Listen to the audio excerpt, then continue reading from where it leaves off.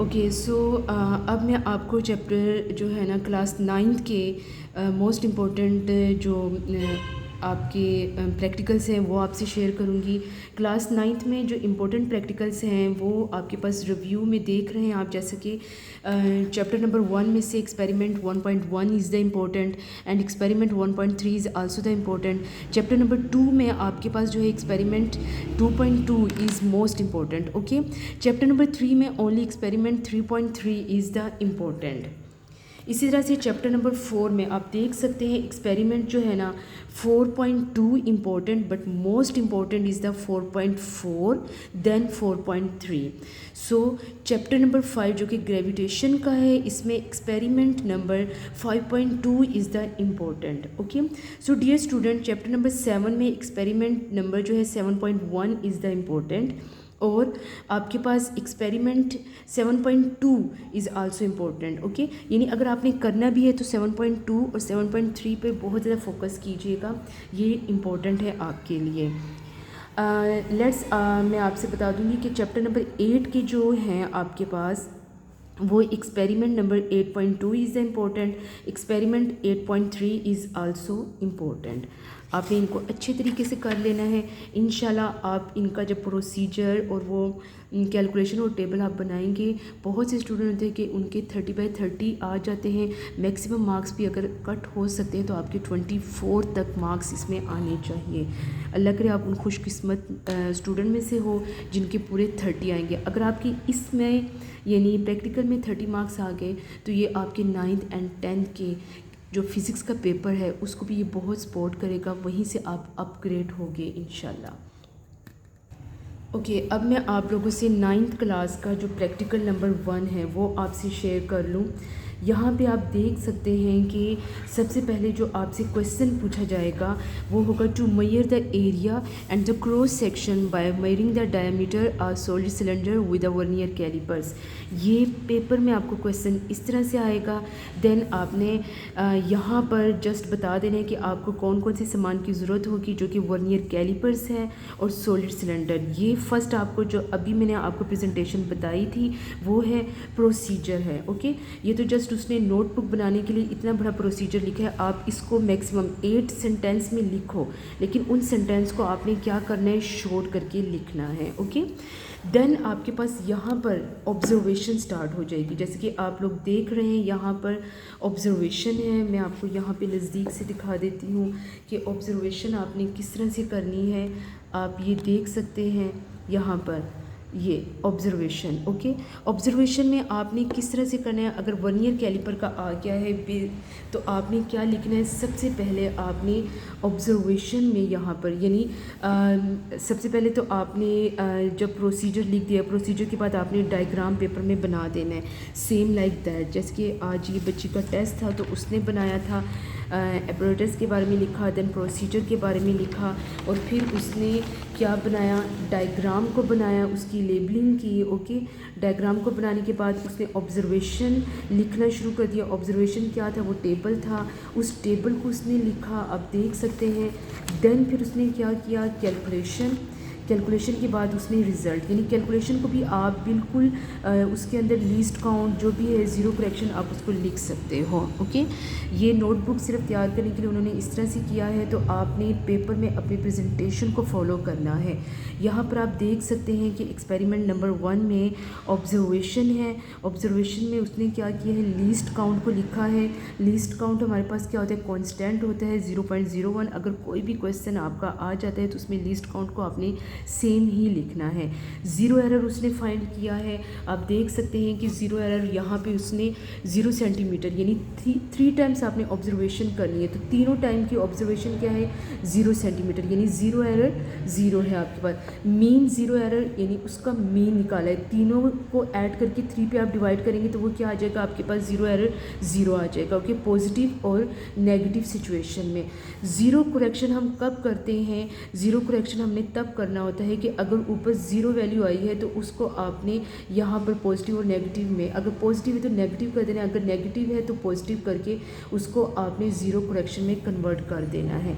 ये कॉपी आप देख सकते हैं यहाँ पर कि किस तरह से मेन स्केल की रीडिंग आपकी यानी जब सॉलिड सिलेंडर को आप रखोगे, ये ऊपर क्या है, ये मेन स्केल है, नीचे आपके पास क्या है, वर्नियर स्केल है, ये इसके 2 जॉ है और 2 जॉ के अंदर उसने सॉलिड सिलेंडर रखा हुआ है। सो उन्होंने क्या किया, उन्होंने कहा कि आफ्टर पुटिंग द जॉ, यानी इन्होंने यही कहा है कि मेन स्केल की रीडिंग हमारे पास 0.8 आई है। देन उन्होंने वर्नियर स्केल के डिविजन्स का बताया है, यानी मेन स्केल की रीडिंग के साथ उन्होंने कहा है कहाँ पे हो रहा है 3 यानी ये सेम है। फिर इस 3 को उन्होंने लीस्ट काउंट से मल्टीप्लाई किया है। लीस्ट काउंट से मल्टीप्लाई करने के बाद जो आंसर आएगा उसमें आपने मेन स्केल रीडिंग को ऐड कर लेना है। मेन स्केल रीडिंग को ऐड करने के बाद आपने क्या करना है कि यहाँ पर आपके पास जो वैल्यू आई है 0.83। अब 0.83 आप डियर स्टूडेंट किस तरह से निकालेंगे? 0.83 आपने दोनों डिजिट को, जब आप दोनों डिजिट को प्लस करोगे, यहाँ पर ये कौन से डिजिट्स हैं आपके पास, यानी x क्या है 0.03 हमारे पास x है, और r हमारे पास यहाँ पे जो वैल्यू यानी r प्लस x आप करोगे, r हमारे पास क्या है, r 0.8 जो कि मेन स्केल की रीडिंग है। इन दोनों को आप जब ऐड करोगे तो आपके पास जो है ना वो एक रीडिंग करेक्शन में आ जाएगा।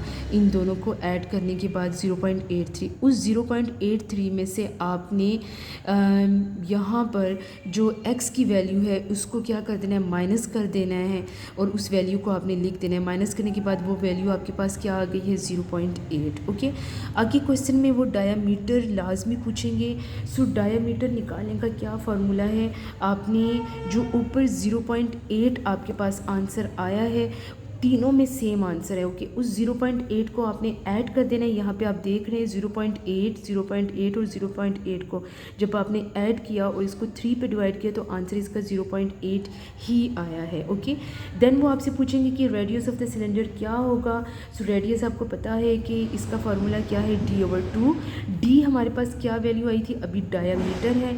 0.8 को आप जब 2 पे डिवाइड करोगे तो आपके पास यहाँ पर रेडियस आ चुका है। ओके, हिंस इसी तरह एरिया ऑफ द सिलेंडर आपके पास क्या है a, और आपके पास क्या है यहाँ पर पाई r² है।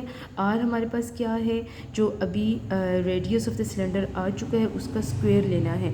पाई हमारे पास 22/7 ही होगा, और यहाँ पे रेडियस 0.4 जो ऊपर की वैल्यू में आ चुका है उसका आप स्क्वायर लेंगे, उसको 22/7 पे डिवाइड करके आप इसका आंसर निकाल सकते हैं। यहाँ पे आप देख लेते हैं 0.51। This is your calculation. So अगर इसको आप इसी तरह से कैलकुलेशन को अटैम्प्ट करेंगे तो आपके इंशाल्लाह से यहाँ से ही 7 मार्क्स बिल्कुल करेक्ट आ जाएंगे। ओके, सो डायग्राम इन्होंने यहाँ पे बनाई है, आपने डायग्राम पेपर में 3rd नंबर पे बनानी है after the procedure. Okay, so result आप लोगों ने कैलकुलेशंस के बाद रिज़ल्ट आपने लिख देना है, जो कि रिज़ल्ट क्या है यहाँ पे, the result of the cylinder is 0.51 centimetre square, जो कि आपका आ चुका है। इन्होंने एरिया मांगा था तो यू कैन राइट हियर, यहाँ पे आप देख सकते हैं। मैं आपको क्लियरली ये दिखा दूँ, ये देखिएगा रिज़ल्ट है, the result of the cylinder is the 0.51 centimetre square. ये आपका आंसर आ जाएगा इंशाल्लाह। ये करने के बाद मुझे पूरी उम्मीद है, अल्लाह से मदद की दुआ गो हूँ आप लोगों के लिए कि आप लोगों के मार्क्स यहाँ से ही 12 मार्क्स आ सकते हैं, लेकिन बहुत ज़्यादा क्लियरली और बहुत एहतियात से अपनी क्वेश्चन अटैम्प्ट करना है, क्योंकि ये ऑन दी स्पॉट आप लोगों का एग्जामिनर शायद आपके सामने नहीं, लेकिन वहीं पे जो एग्जामिनर आप लोगों से प्रैक्टिकल ले रहे हैं वही आपके ये प्रैक्टिकल जो है ना चेक करके मार्क्स लगा कर वो आगे भेज देते हैं। सो इंशाल्लाह आगे अगर मैं आप लोगों को इस बच्चे की कॉपी का रिव्यू करवाऊँ, आप लोग देख सकते हैं यहाँ पर दोबारा से उसने वर्नियर कैलिपर का किया है एक्सपेरिमेंट नंबर 2। देन आपका ये आप देख रहे हैं एक्सपेरिमेंट नंबर 3 में इसने स्क्रू गेज का लिया है। आप इस टेबल को बस आप लोग ध्यान से यानी जहन नशीन कर लें। बहुत से स्टूडेंट होते हैं जो कि बिल्कुल बनी बनाई कॉपीज़ ले रहे हैं। सो मैं आपको सजेस्ट करूँगी कि आप बनी बनाई कॉपीज़ मत लें, क्योंकि थोड़ा सा भी अगर आपके एग्ज़ामिनर को शक हो गया तो वो आपके मार्क्स कॉपी के भी जा सकते हैं। इवन कि वाइवा भी आप लोग अगर सही तरीके से अटैम्प्ट, ज़ाहिर है जब आपने कॉपी ख़ुद नहीं बनाई तो आपको वाइवा कैसे आएगा। ये इस बच्ची की कॉपी आप देख लें कि उसने पूरा साल मेहनत की है और इसने पूरा साल ये कॉपी बनाई है। और यहाँ पे आप देख सकते हैं इसका ये वाला, ओके। सो आप इस टेबल को आप जस्ट रिव्यू कर लें, ओके। इस टेबल को आपने जस्ट देखना है कि ये किस तरह से ये बच्ची ने टेबल बनाया है और किस तरह से इसने ये काम किया है। आपने इस चीज़ को बहुत ज़्यादा यानी जहन नशीन करके और बहुत एहतियात से करना है। स्क्रीनशॉट आप लोग ले सकते हैं इसका। मैं आपको ये भी बता दूं कि आप लोगों को अगर यहाँ पे ये प्रोसीजर्स, ये चीज़ें देखनी है तो सेम इसको यहाँ पर आप जाएंगे तो ये कॉपी पे, ये मैंने जिस तरह कहा था कि आप ऐसी कॉपी लें जिसमें टेबल भी बनाया हो, इसी को आगे जाकर भी आप पेस्ट कर सकते हैं। यानी इसी को सेम कॉपी करके आप इसको भी एज इट इज़ लिख सकते हैं, कोई वो इशू नहीं होता। लेकिन यस, यहाँ पे जो मेन इशू है वो है कि अगर आप प्रैक्टिकल यानी ये टेबल तो उसने जो पीछे कॉपी पे बना हुआ है ऑलमोस्ट ये वैसा ही है, थोड़ा सा इससे डिफरेंट है। लेकिन जब स्कूल में आप लोगों के प्रैक्टिकल करवाए जा रहे हैं तो एविडेंस के तौर पे आपने वो प्रैक्टिकल को अटैच करना है। और ये आपके लिए बहुत इंपॉर्टेंट होगा कि अगर आपके बोर्ड के अंदर भी यानी प्रैक्टिकल कोई आ गया है तो आप जस्ट इसको रिव्यू करके वो प्रैक्टिकल अटैम्प्ट कर सकते हैं। ये देखिएगा जैसे कि ये एविडेंस होता है कि इस बच्ची ने स्कूल के अंदर प्रैक्टिकल्स का यानी वो सारा वो कर चुकी है, ये एक पेपर उसने अटैच किया है।